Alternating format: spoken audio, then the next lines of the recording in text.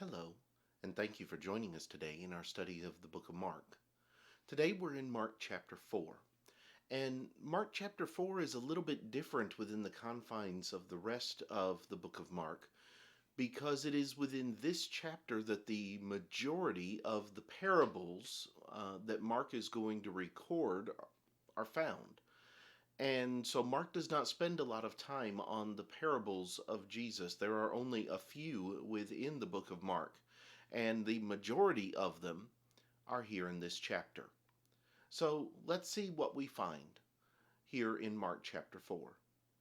Beginning in verse number 1, we read, "And again he began to teach by the sea, and a great multitude was gathered to him, so that he got into a boat and sat in it on the sea. And the whole multitude was on the land facing the sea. Then he taught them many things by parables, and said to them in his teaching, Listen, behold, a sower went out to sow. And it happened, as he sowed, that some seed fell by the wayside, and the birds of the air came and devoured it.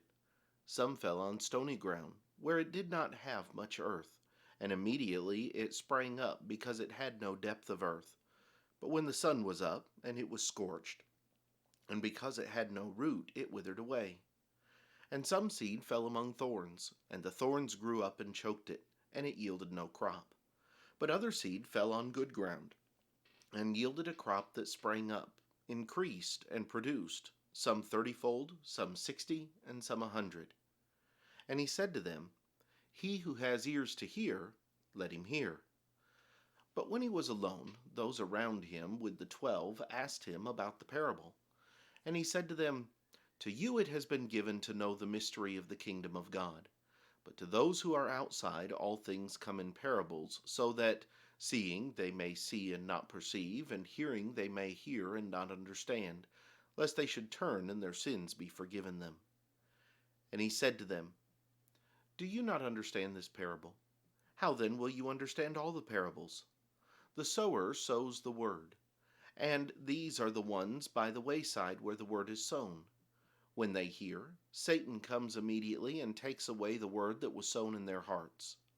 These likewise are the ones sown on stony ground, who, when they hear the word, immediately receive it with gladness, and they have no root in themselves, and so endure only for a time. Afterward, when tribulation or persecution arises for the word's sake, immediately they stumble. Now these are the ones sown among thorns. They are the ones who hear the word, and the cares of this world, the deceitfulness of riches, and the desires for other things entering in choke the word, and it becomes unfruitful. But these are the ones sown on good ground, those who hear the word, accept it, and bear fruit, some 30-fold, some 60, and some 100. And he said to them, Is a lamp brought to be put under a basket or under a bed? Is it not to be set on a lampstand? For there is nothing hidden which will not be revealed, nor has anything been kept secret, but that it should come to light. If anyone has ears to hear, let him hear.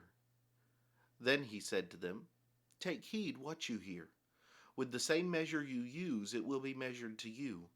And to you who hear, more will be given. For whoever has, to him more will be given. But whoever does not have, even what he has will be taken away from him. And he said, The kingdom of God is as if a man should scatter seed on the ground, and should sleep by night and rise by day. And the seed should sprout and grow. He himself does not know how. For the earth yields crops by itself, first the blade, then the head, after that the full grain in the head. But when the grain ripens, immediately he puts in the sickle, because the harvest has come. Then he said, To what shall we liken the kingdom of God? Or with what parable shall we picture it? It is like a mustard seed, which, when it is sown on the ground, is smaller than all the seeds on earth. But when it is sown, it grows up and becomes greater than all herbs, and shoots out large branches, so that the birds of the air may nest under its shade. And with many such parables he spoke the word to them as they were able to hear it. But without a parable he did not speak to them. And when they were alone, he explained all things to his disciples. On the same day, when evening had come, he said to them, "Let us cross over to the other side." Now, when they had left the multitude, they took him along in the boat as he was. And other little boats were also with him. And a great windstorm arose, and the waves beat into the boat, so that it was already filling. But he was in the stern, asleep on a pillow. And they awoke him, and said to him, "Teacher, do you not care that we are perishing?" Then he arose and rebuked the wind, and said to the sea, "Peace, be still." And the wind ceased, and there was a great calm. But he said to them, "Why are you so fearful? How is it that you have no faith?" And they feared exceedingly, and said to one another, "Who can this be, that even the wind and the sea obey him?" There are several things for us to talk about out of this chapter, and several lessons to be learned from the things that are discussed here.